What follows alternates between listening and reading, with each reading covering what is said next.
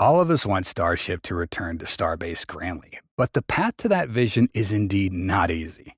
Even Elon Musk has indicated this. I think we'll want to have at least two consecutive successes of a given design that land at a specific point in the ocean or smash into a specific point of the ocean before we try to bring it back to the launch site.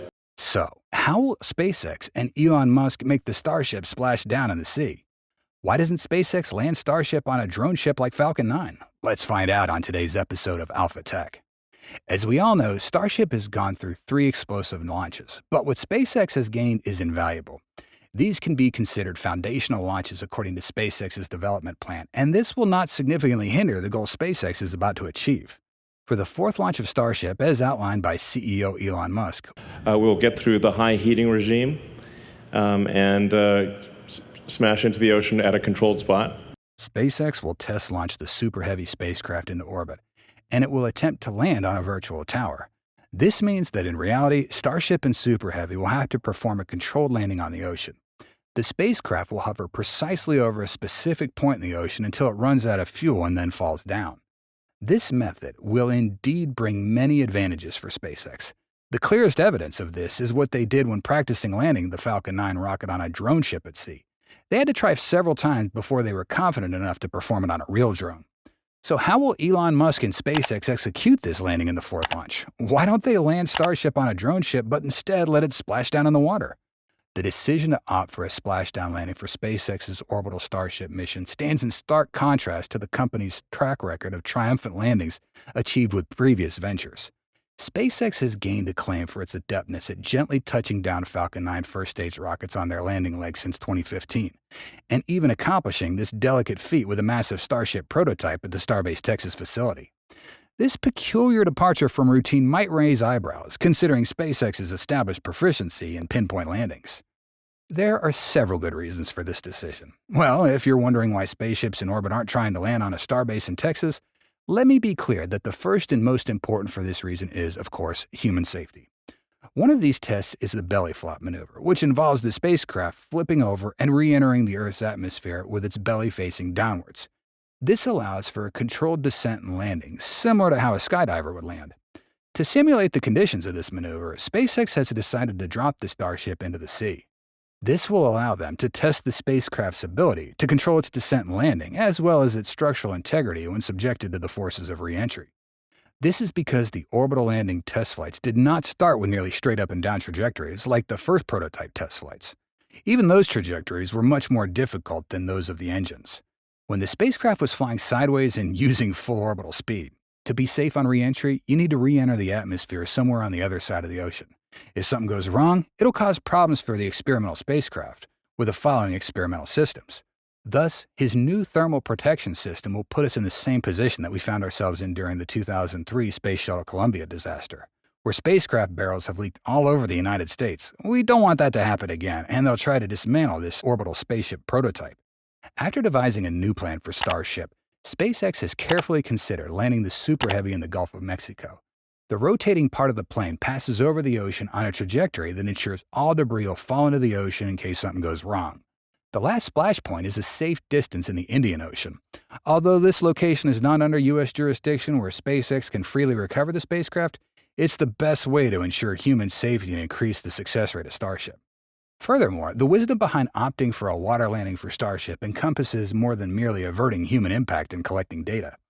The nurturing embrace of water offers a gentle cushion, a welcoming medium that absorbs a significant portion of the impact forces. It's the secret behind the concept of a soft landing. Hence, when Starship descends into the sea, should the descent be controlled and guided, it's nearly certain that the structural integrity of Starship will remain largely intact, enabling SpaceX to swiftly facilitate its recovery. The innate softness of the ocean functions akin to a natural shock absorber, shielding the spacecraft from the unyielding forces of re-entry. Another pivotal reason SpaceX refrains from catching Starship midair, akin to Mechazilla, is tied to the preservation of ground infrastructure safety. Candidly speaking, Starship remains within the realm of experimentation, necessitating further tests before it aligns with Elon Musk's envisioned blueprint.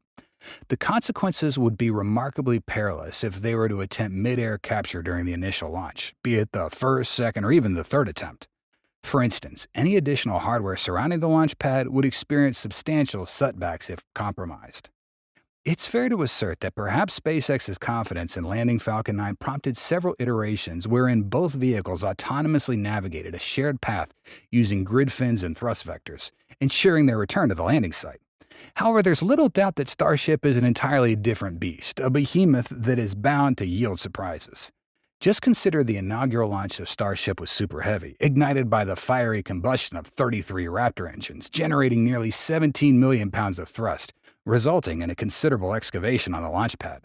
Additionally, SpaceX has explored the augmentation of engine thrust to nearly 19 million pounds. This staggering magnitude is truly terrifying. So, what transpires if complications arise? To what extent could the damages manifest, especially given the colossal mass of Super Heavy upon touchdown? That is also the question in the case of Starship landing on a drone ship like the Falcon 9.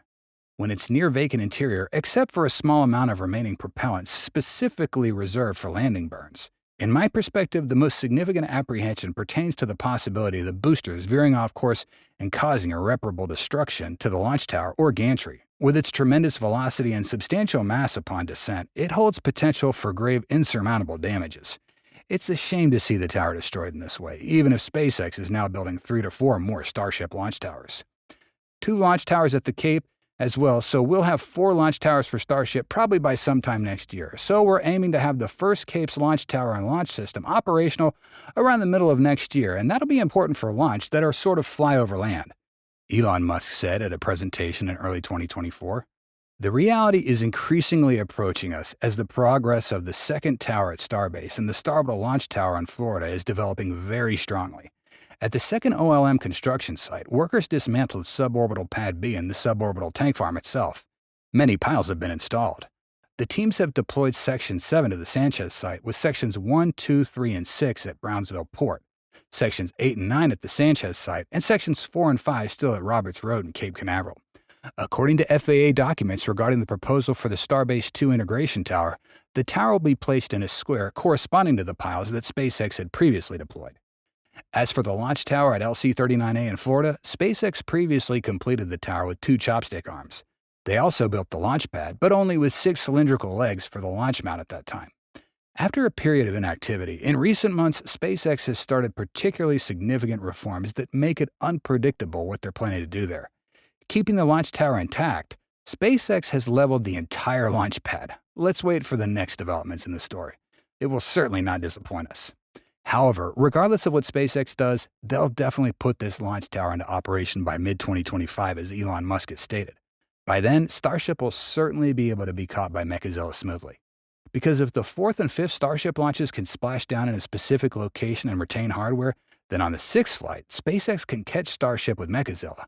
All 3 launches will certainly take place this year, possibly even more, as they've submitted applications to the FAA to request additional launches, potentially reaching 6 to 9 launches. Elon Musk has also suggested that the success rate of catching up with Mechazilla Tower is 80 to 90% this year. After all, until SpaceX has enough launch towers, 4 in total, tested and operational, combined with Starship being reliable enough, Elon Musk's dream will no longer be a distant thing. That's all for today's episode. Thank you so much for watching, and see you next time.